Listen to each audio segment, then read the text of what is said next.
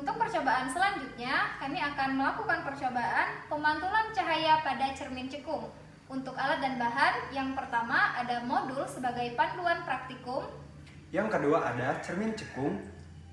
Dan yang ketiga ada kertas sebagai layar. Keempat ada penggaris, serta yang terakhir ada lilin. Cermin cekung memiliki sifat memusatkan cahaya yang dipantulkan sehingga juga menghasilkan bayangan nyata atau maya. Ketika benda berada jauh dari titik fokus, cermin cekung membentuk bayangan nyata, terbalik, dan berukuran lebih kecil. Jika benda berada di antara fokus dan pusat kelengkungan, bayangan yang dihasilkan nyata, terbalik, dan diperbesar.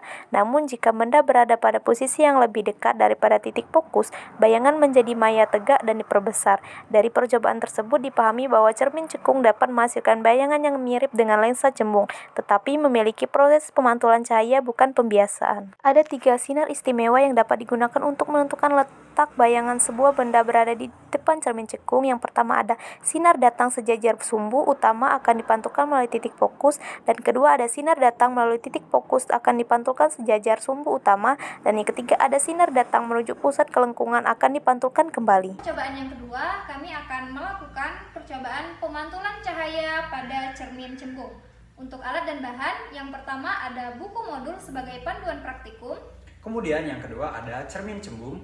Dan ketiga ada kertas sebagai layar. Dan yang terakhir ada lilin. Pada lensa cembung, sinar bisa datang dari 2 arah sehingga lensa cembung memiliki 2 titik fokus. Lensa cembung bagian depan adalah tempat bayangan sinar dan lensa cembung bagian dari belakang adalah tempat sinar dibiaskan. Lensa cembung bersifat konvergen, mengumpulkan karena sinar datang melewati lensa cembung, selalu dibiaskan menuju ke satu titik atau mengumpulkan cahaya, maka lensa cembung disebut dengan lensa konvergen atau mengumpulkan. Jarak fokus lensa cembung selalu positif karena tempat berpotongan atau tujuan sinar bias selalu terletak bagian belakang cembung sehingga fokus lensa cembung adalah fokus sejati. Sinar-sinar istimewa yang ada di lensa cembung ada 3. Yang pertama ada sinar datang sejajar dengan sumbu utama akan dibiaskan melalui titik fokus f1 di belakang lensa A, dan kedua ada sinar datang menuju titik di depan lensa f2 akan dibiaskan sejajar dengan sumbu utama B, dan yang ketiga ada sinar yang datang melewati pusat optik lensa O tidak dibiaskan ke titik C.